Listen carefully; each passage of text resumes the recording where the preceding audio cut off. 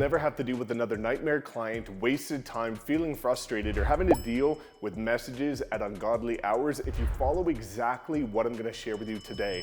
This is a realtor's secret weapon, and you're going to be shocked at how incredible it works because of how basic it is, but almost no agents actually introduce this into their business. And at the end, I'm actually gonna prove to you psychologically why this works so well. Now, before diving in, let me give you some context as to what this actually is. This boils down to customer journey, which is the way customers and clients feel before, during, and after working with you. And at the end of the day, in order to scale your real estate business, knowing that it is a relationship business, customer journey is everything, but all too many agents focus on the transaction and not the relationship. So by introducing this, which is a concept that I learned from one of my business coaches, George Bryant, who's recognized widely as one of the top customer journey specialists in the world, he's helped create multiple billion-dollar companies just by introducing this exact strategy.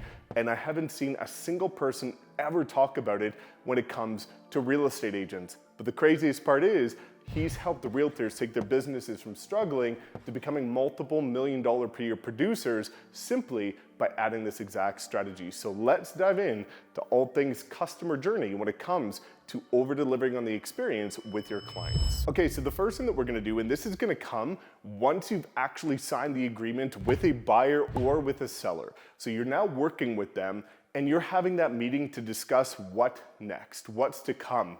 This is where you want to start things off, which is acknowledge. That is step one in the 5-step customer journey experience. So acknowledge is where you want to pour into your client. This is where a lot of agents go wrong. A lot of agents, whether it be through ego or just excitement, make it all about them.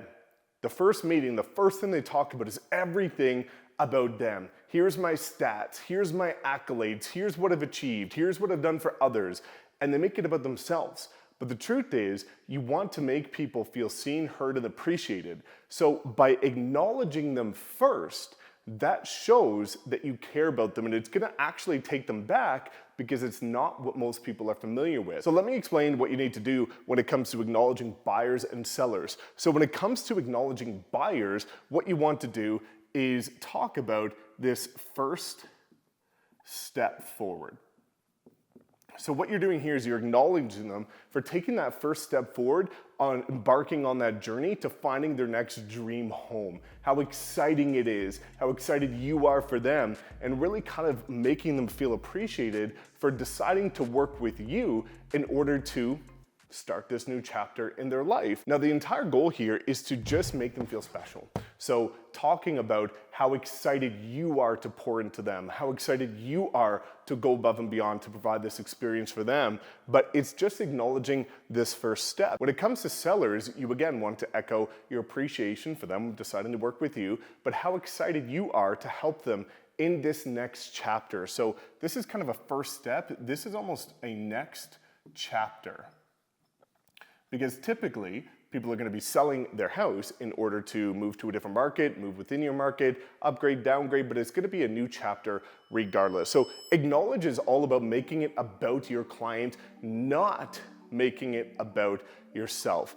This, part two, is where the magic happens, which is prepare. And this is where so many agents go wrong. So when it comes to preparing, this is where you want to break down every single thing that is about to happen, which is where you can start to set the tone for how to create a great relationship throughout the journey together. So when it comes to buyers, for example, this is where you're going to explain when you're going to set them up on a custom search. You're also going to explain to them how the custom search works. This is where you will also explain what happens when it comes to showings. You need to pre-frame the strategy here. This is where you will talk about once you identify 5 homes, 10 homes, we're going to group them together. We're going to go view them back to back. Once you identify the select ones you want to view again, we'll go take those, and then we will start to look at offers. Now, when it comes to offers, how is it going to work? You're going to submit offers. Well, what happens if there's multiple offers? And essentially, all that you're doing is you're writing out and explaining to them everything that they need to be aware of before you start this relationship together, preparing them to have an incredible experience with you.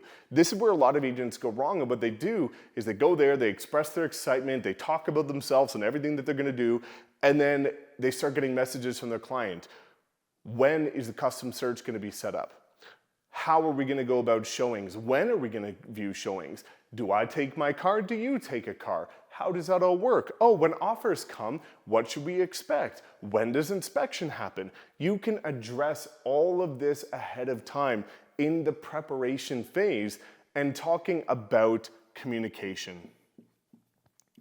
Now, communication is a big one because, again, when I talked about nightmare clients and getting messages at ungodly hours, a lot of that comes down to not properly framing communication. Whereas if you are meeting with your client, you just signed the agreement, you're really excited to work with them, and you just say, hey, listen, I've got a family, I'm with the kids, after 7 p.m. every day, unless it's an emergency, I'm gonna be pouring into my family. Well, if you tell them that from day one, they're never going to annoy you at 10 p.m., 11 p.m., unless it's an actual emergency, because you told them ahead of time how you want to be communicated with. Is it via text? Is it via email? Is it WhatsApp? How and when do you want communication to happen? This will resolve endless issues for you. Now, when it comes to sellers, this is where you're going to prepare them, again, for what's going to happen. You've got things like pre, during, and post launch. And what I'm referring here is what's going to happen pre-listing launch. This is going to be photos, videos, measurements, getting a story from the clients of what's special about the property that you can't see based on the naked eye. What's going to happen during the launch? Well, on day one, all the photos are going to go live at this time. It's going to be on the MLS at this time. It's going to be shown on social media at this time across all these platforms. Post-launch, you're going to be running Facebook ads for them. You're going to be fielding open houses. You're going to be doing, weekly communication. You're going to be giving them updates. Explain that so they are prepared for what is to come. Now, also, this comes down to things like showings and open houses. Now, when it comes to showings and open houses, so many agents run into the situation, which leads to these nightmare clients, of complaining about not getting feedback. Well, if you prepare them and say, hey, unfortunately, just based on the nature of the industry, you're not always going to get feedback on your property, but I'm gonna do my best to get it. When I get it, I'm gonna communicate it to you when. We are going to do a big open house on the first weekend, and if it doesn't sell by a certain time, then we will do one when. And you can start to prepare them for what to expect. And by preparing them, you're not going to run into those issues where your clients are annoying you. Oftentimes, if clients are annoying you, it's because you didn't properly pair them. And again, you want to talk about communication. Now, with sellers, I would always give a weekly update on Mondays because you might have an open house on a weekend, you're running ads, and every single Monday, I would prepare them that, hey, you're gonna get a detailed email with showing feedback, open house feedback, marketing feedback, as well as overall market feedback of any expireds, terminateds, just listing, just solds that are competing with your property. Now, the next thing that you wanna do is you want to project. Now, projecting is explaining to them and getting them excited about where they could be once you get the job done. It's projecting them into the future, or future pacing, if you will, to kind of, you just prepared them for this overwhelming experience, if you will, and then you want to dial it back. So you poured into them here, you acknowledge them first, then you kind of withdrew a bit, which is giving them a ton of things to think about. You want to pour back into them. And when you pour back into them, you're projecting them, right? You're, kind of reminding them that, hey, I know this seems like a lot, but just wait once you get into that dream house of yours. And with sellers, it's gonna be, again, projecting them of, how exciting it's gonna be that when all this goes to plan, just wait until we get your home for top dollar. And kind of reminded them of the outcome that you're working toward. So that again, they're not too focused on all of the different details that are about to happen, you project. Now that you've kind of poured back into them, it's time to pre-handle. This right here is where the game is won. And the way that I want you to think about pre-handling is almost like the final rap battle in Eminem's 8 Mile movie, where he comes out and he basically says everything that he knows his opponent is gonna say, so when it comes time for the opponent to say something, there's no ammunition. You can do the same thing with your client. So what pre-handling is essentially writing out and explaining to them what's gonna happen when everything that they're concerned about comes up. So with buyers, for example, this could be multi-offers. What happens if you find the perfect dream home and it's everything that you want, but there's multiple offers and it's a little bit higher than the budget that they currently have? You know that might be a situation, so what's gonna happen? What happens if interest rates change? Well, you can find out that answer and you can get a really good idea if something's gonna change depending on the interest rates. Or based on the NAR settlement that has gone firm, what happens if the seller is not offering commission?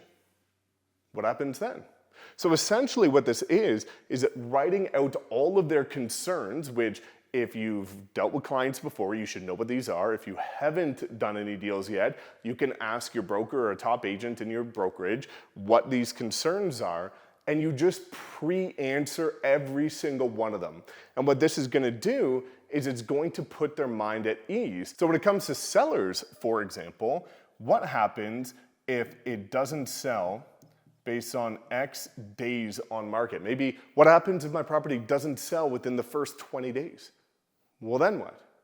Well, what happens if we get a bunch of feedback that there's something wrong with the property or that it's overpriced? Then what? So all that pre-handling is doing is writing out this entire list of concerns that any client might have and answering them ahead of time. And what this is gonna do is it's gonna bring them down and it's gonna put them at ease. And it's give them peace of mind that, oh my God, I'm so concerned about all these different scenarios. Well, guess what? Don't worry, I've got it covered. We're good. And then the last thing is to excite them. Excite them about the journey. Excite them about how pumped you are to work with them and that everything's gonna be okay and that everything's gonna be taken care of and that you've got their back. And this is kind of the same for both of them. Explaining, hey, I can't wait for sellers to get these photos. You're gonna be blown away when you see the video that I create and the quality of the photos that I do, and just wait until the market starts seeing the Facebook ads that I'm gonna run. They're going to be blown away at how gorgeous this property is. Or with buyers, I can't wait until you see some of the properties that are on the market that I've handpicked for you already, and I can't wait until we walk into that perfect one, and you're gonna know from the second you step in that door that this is your dream house. And that is essentially the customer journey experience. But as I mentioned in the beginning, I want to explain to you why psychologically this works well. And this is designed based on human behavior. And let me explain that exact concept. So acknowledge, prepare, project, pre-handle, excite. This comes down to deposits and withdrawals. And it's almost like the book by Gary Vaynerchuk, Jab, Jab, Jab, Right Hook. You want to give, give, give, then take. Well, if we look at this, you want to start with a deposit. So you start with a deposit, making it about them, not making it about yourself. So you've jabbed, right? You've given first. Where so many agents go wrong is they take first. They make it all about them, their accolades, the cool things that they've done, all the awards they've achieved, right? Make it about your clients first. Serve, don't sell. Well, after you've deposited, then you can withdraw. So you've given, now you can take. But again, once you've taken, you want to deposit again before you withdraw. And then you finish with a final deposit. So you've given more than you've taken. And when we talk about withdrawals, essentially, it's not like you're taking anything from your clients. It's just information that's going to be work or going to be consuming, if you will. So the more deposits you can make into your clients, the more they're gonna feel at ease, the more they're gonna be excited, and the more they're gonna be appreciative of working with you. So if you have any questions about this, just drop a comment below. But this is how you over-deliver on the experience with your clients. And from day one, you can astronomically scale your production as well as get way more referrals and repeat clients just by introducing this simple 5-step concept that is the customer journey experience. So again, if you have any other questions, drop a comment below. I want to see you win, and we do respond to 100% of you. And if you really want to know how to leverage and get clients quickly, easily, and for free, check out this next video, and it will give you the blueprint of how I actually triple my production for free in 1 year with a very simple strategy that anybody can do, even without any experience.